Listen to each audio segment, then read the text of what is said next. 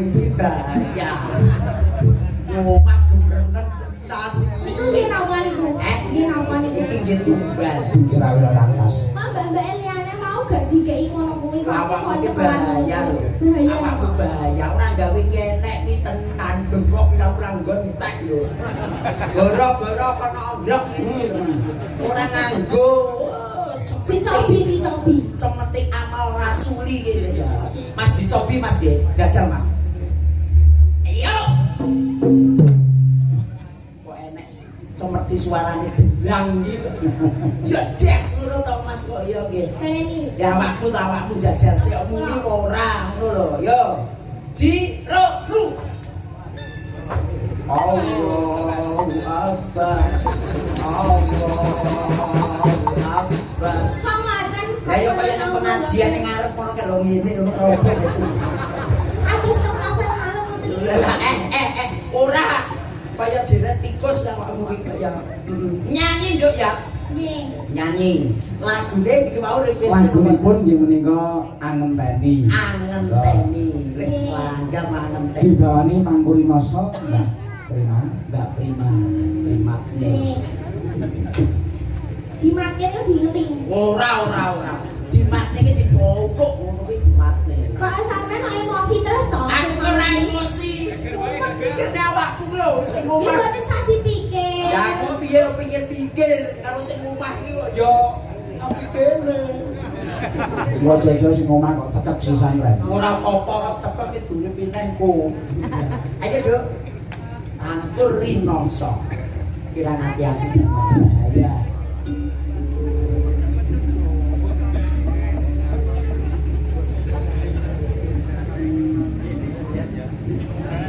Monggo tingkingane Pak De, enggak pengiran lori saya ganteng.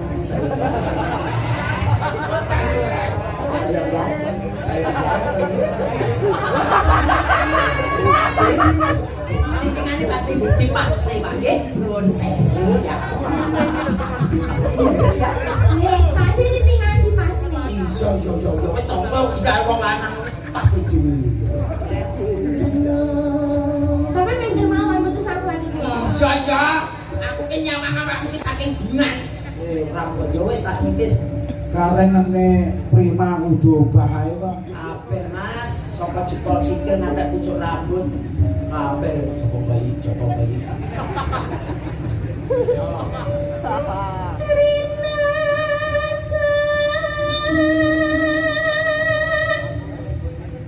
Saya karasa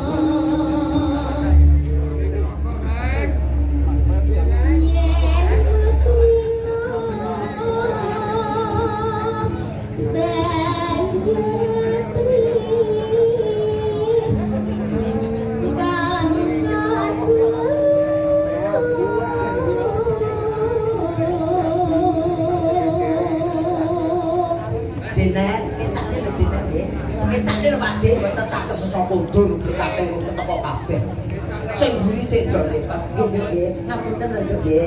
Nggih. Aku ra bisa jadi setan. Mong sliramu tanolio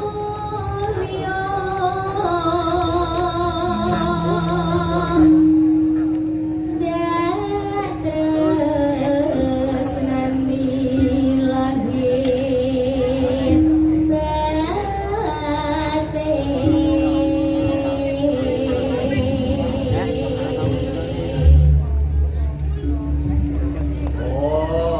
Cuk. Sampun. Oh ya wis kayak salat. Lagi Allahu Akbar. Ayo angen teni langgam itu.